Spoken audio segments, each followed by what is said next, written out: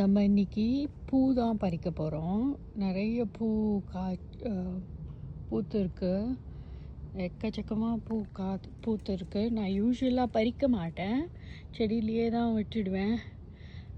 அது இன்றைக்கி வந்து நிறைய பூத்துருக்கா. சரி, வெள்ளிக்கிழமையாகவும் இருக்குது, சுவாமிக்கு வைக்கலாம் அப்படின்னு சொல்லிட்டு எடுக்கலான்னு நினச்சிட்டுருக்கேன். இங்கே பாருங்கள், இந்த பூக்கு பேர் மடகாஸ்கர் ஜாஸ்மின். அப்படியே மல்லிப்பூ வாசனையிலேயே இருக்கும். இது எடுக்கலாம்.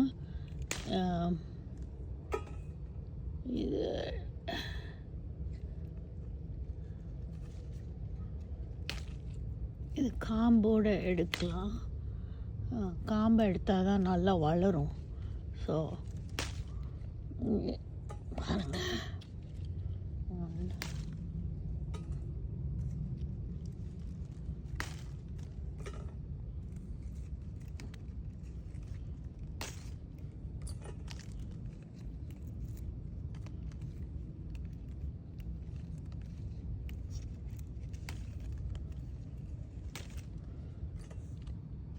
நிறைய முட்டு கட்டியிருக்கு. இங்கெல்லாம் முட்டு கட்டியிருக்கு, இங்கெல்லாம் முட்டு கட்டியிருக்கு. ஸோ நிறைய வருது. இது ஏதோ பூச்சி பூத்த மாதிரி இருக்குது, என்னன்னு தெரியல. என்ன பூச்சி இது, என்னன்னு தெரியல. பூச்சி பூத்த மாதிரி இருக்குது. பூக்குதா பார்ப்போம்.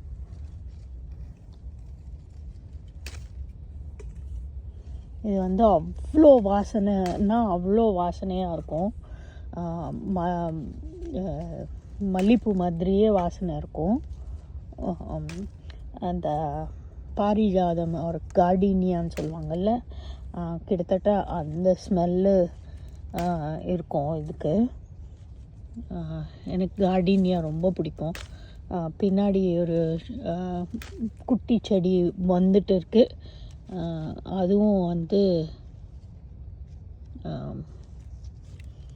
அதுவும் பூக்க ஆரம்பிச்சதுன்னா நல்லாயிருக்கும்.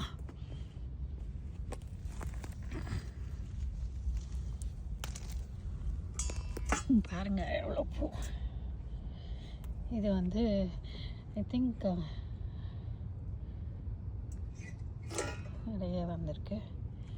இங்கே வந்து இது நான் யூஸ்வலாக இந்த செம்பருத்தி பறிக்கவே மாட்டேன்.